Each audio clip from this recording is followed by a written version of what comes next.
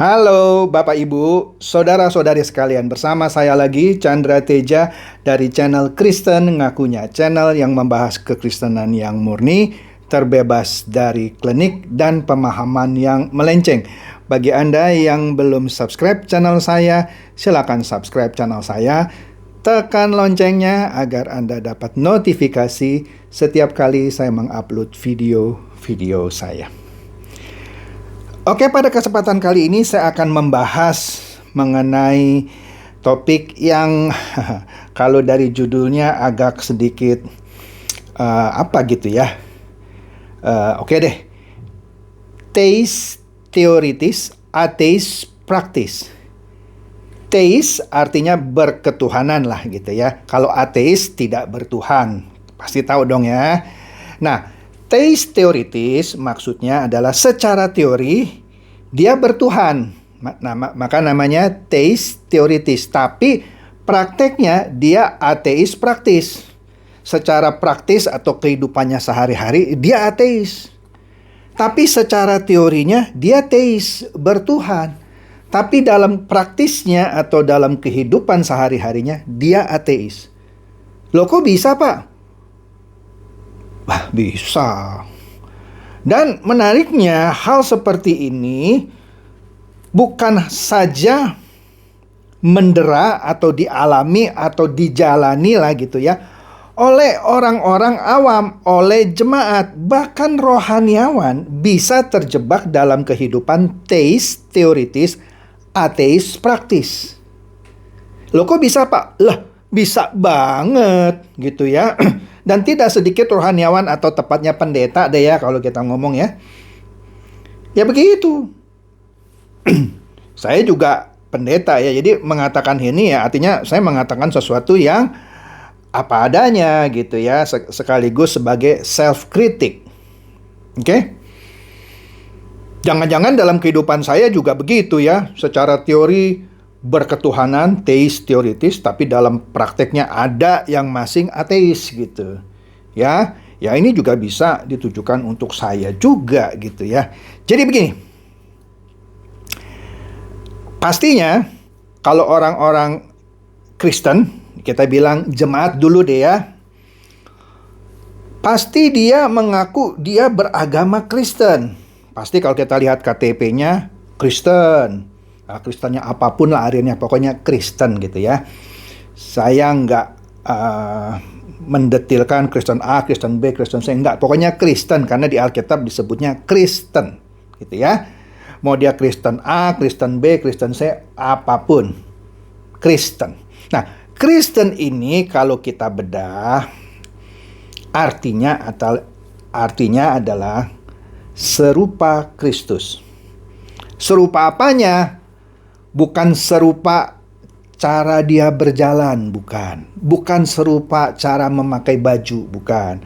Bukan serupa seperti penampilannya, misalnya dia berjanggut, misalnya ya. Kemana-mana pakai sendal, misalnya. Bukan seperti itu maksudnya. Maksudnya seperti Kristus, artinya dalam kehidupannya sehari-hari, dia memancarkan keharuman yang pernah dipancarkan dalam kehidupan Tuhan Yesus 2000 tahun yang lalu. Mengasihi sesama, kalau ada orang susah ditolong gitu ya. Dan seterusnya, dan seterusnya. Mengajarkan kebajikan, dan lain-lain. Oke? Selain itu, Yesus selain melakukan itu dan juga mempraktekkan apa yang dia firmankan. Dia juga bukan hanya sekedar mengajar sana-sini gitu ya.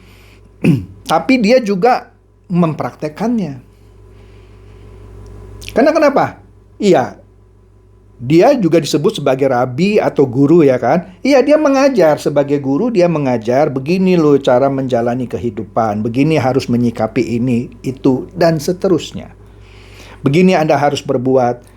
Begini Anda harus bertindak. Begini Anda harus menolong orang. Dan seterusnya. Begini Anda harus mengebaskan debu. Dan seterusnya. Begini Anda harus mengasihi musuh. Dan banyak sekali. Ya. Nah, hebatnya Tuhan Yesus, dia bukan hanya pintar mengajar. Pasti pintar mengajar lah ya. Dia disebut seorang yang ya guru ya. Kalau guru artinya ya pintar mengajar ya. Tapi dia juga pintar mempraktekkan. Jadi bukan hanya omdo, bukan hanya nato. Omdo tahu kan ya, omong doang. Nato juga tahu kan, no action talk only. Cuman ngocehnya pintar tapi tidak ada aksinya. Itulah orang-orang nato. Nah, kalau Yesus ini pintar mengajar, pintar melakukan. Jadi harmonis gitu ya, kongruen. Apa yang diucapkannya, dilakukannya. Nah, kita lihat ya, kehidupan orang-orang Kristen di zaman modern ini. Apalagi, kehidupan orang-orang Kristen yang sudah terkontaminasi dengan ajaran-ajaran yang sebenarnya tidak yang Tuhan inginkan. Sebentar ya, ntar saya terangkan. Jadi begini deh. Kebanyakan orang Kristen pasti rajin ke gereja. Pasti dong ya. Kalau ada orang Kristen tidak rajin ke gereja, saya nggak ngerti itu mau disebutnya apa. Ke gereja ini bisa secara fisik datang ke gedung gereja atau secara online karena pandemi gitu ya. Atau dia mau ikut satu gereja tapi jauh ya, tapi ada online-nya, dia ikut online-nya. Nggak masalah. Jadi orang Kristen yang pasti rajin ke gereja. Tetapi ada nggak orang Kristen yang tidak rajin ke gereja? Banyak. Dia seperti Kristen kapal selam. Ya, dalam hari-hari biasa dia nyelam. Tapi ketika Natal dan Paskah dia muncul ke permukaan. Makanya inilah Kristen napas, Kristen Natal dan Paskah. Karena Kristen ini nyelam. Begitu Natal dia muncul, ketika Paskah dia muncul, selain itu dia nyelam lagi.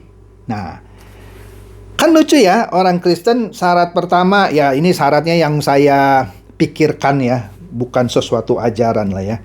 Ya, bisa saja urutannya tidak seperti apa yang saya ucapkan. Kalau bagi saya, orang Kristen pastinya harus rajin ke gereja. Oke? Seminggu sekali lah minimum ya. Kalau ada ibadah tengah minggu Anda ikut, wah lebih bagus. Ya, semakin banyak atau semakin sering Anda mendengar firman, maka Roh Kudus ya akan terus menguatkan Anda melalui makanan rohani yang Anda dengar. Oke, Anda rajin ke gereja. Kemudian apa lagi? Pasti rajin berdoa. Kalau Anda tidak rajin berdoa, saya bingung juga ya, karena doa adalah napas kehidupan orang Kristen. Oke deh, sudah rajin ke gereja, rajin berdoa, rajin baca Alkitab. Komplit deh ya, rajin ke gereja, rajin berdoa, rajin baca Alkitab. Bahkan dari Kejadian sampai Wahyu habis, nanti diulang lagi dari Kejadian sampai Wahyu, terus saja. Oke, pertanyaannya, setelah Anda rajin ke gereja, rajin berdoa, rajin baca Alkitab, kehidupan Anda sehari-hari bagaimana?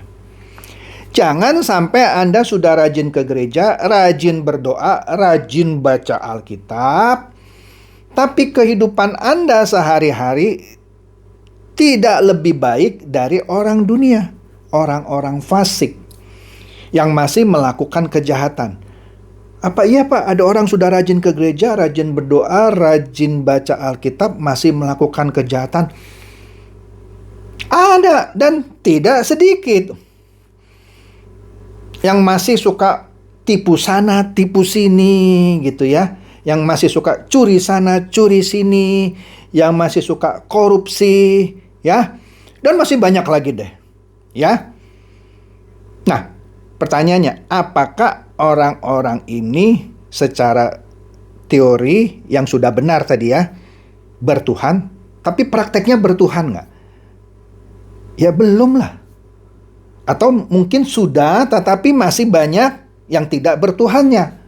Dan kebetulan yang disorot oleh orang, yang kelihatan sama orang, yang tidak berketuhanannya.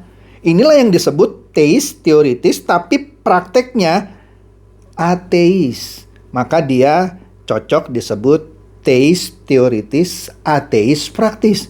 Secara teori, dia berketuhanan. Tapi prakteknya tidak berketuhanan. Nah, mirisnya teis teoritis, ateis praktis bukan saja terjadi di kalangan jemaat, bisa juga di kalangan rohaniawan, pendeta. Bahkan pendeta yang sekolahnya sudah tinggi, ya, sudah S3, doktor teologi, bahkan doktor teologi dari luar negeri. Saya tidak anti dengan pendeta yang punya gelar tinggi. Ya, saya pun S2 teologi, magister, ya. Bukan bermaksud untuk menyombongkan diri. Tapi apa gunanya magister saya jika saya secara teori mumpuni lah gitu ya. Tapi kalau saya praktek sehari-hari, tidak menghidupi apa yang sudah saya pelajari, tidak saya aplikasikan dalam kehidupan sehari-hari, apa gunanya gelar yang tinggi-tinggi itu? Apalagi kalau gelarnya sudah doktor. Kadang-kadang ada orang suka bercanda gitu ya. Sekali lagi ini bercanda ya. Kalau STH katanya, sekali lagi ya ini bercanda, semakin tinggi hati. Atau menganggap dirinya sudah setara Tuhan, STH. Kalau MTH katanya sudah menyamai Tuhan katanya, MTH. Padahal itu kan magister teologi. Kalau DTH atau doktor teologi katanya sudah di atas Tuhan. Sehingga dia kalau jalan seakan-akan tidak menapak bumi. Saya bukan bilang semua orang yang punya gelar DTH seperti itu ya, enggak. Oh, ada yang bagus, ada yang baik gitu. Tapi tidak sedikit pula yang berantakan. Nah, ini kan self-kritik kan. Ya. Maksudnya apa, Pak? Iya, secara teori dia mumpuni. Untuk jadi magister, dia harus buat tesis. Kalau STH, S1-nya dia harus bikin skripsi. Itu kan secara teori dia harus menuangkan kan ke dalam sebuah karya tulis yang namanya skripsi. Kalau untuk lulus magister atau MTH, dia harus membuat sesuatu yang namanya tesis. Kalau dia mau lulus doktor atau S3, dia harus buat disertasi. Artinya secara teori mereka ini mumpuni dong. Baik itu yang levelnya skripsi, tesis maupun disertasi. Mumpuni kah? Mumpuni. Pertanyaannya, mumpuni secara teori, mumpuni nggak secara praktek? Malah jangan-jangan secara teori pun tesisnya atau disertasinya juga dibuatkan orang. Ada, ada. Sekolah teologi yang dengan cuma 3 bulan bisa dapat magister pun ada. 6 bulan dapat doktor ada. Yang bahkan cuma mengumpulkan bahan-bahan khotbah dikumpulkan kemudian diwisuda menjadi magister gitu ya atau doktor. Ada. Intinya gelar beli ada. Jadi belum tentu dia juga secara teori mumpuni. Nah, yang secara teori sudah mumpuni saja, yang benar-benar gitu ya, yang sekolahnya benar, dapat gelarnya benar gitu ya, diujinya benar gitu ya. Jadi secara teori mumpuni dong. Tapi prakteknya jeblok. Bahkan lebih jelek dari jemaat. Kok bisa? Bisa, karena dia cuma jago teori, tidak jago praktek.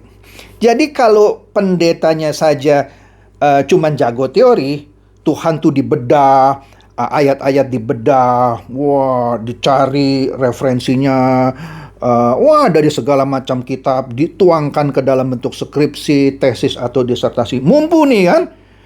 Dibedahlah secara filosofis gini, tapi prakteknya nol. Ada. Inilah Kristen teis teoritis, ateis praktis. Jadi kalau pemimpinnya saja teis teoritis, ateis praktis, apa yang mau diharapkan dari jemaatnya? Oke, oleh karena itu, terlepas dari pendeta Anda ternyata teis teoritis, ateis praktis, Anda sebaiknya jangan seperti itu. Anda sebaiknya teis teoritis, teis praktis gitu dong. Jadi secara teori Anda ngerti firman Tuhan, secara praktek Anda jalankan firman Tuhan. Oke? Jadi itu saja bahasan saya mengenai teis teoritis, ateis praktis. Semoga ini mencerdaskan dan mencerahkan Anda semua. Silakan share video saya ini kepada teman-teman, sahabat, atau kerabat supaya mereka tambah cerdas dan tercerahkan. Seperti biasa, Shalom.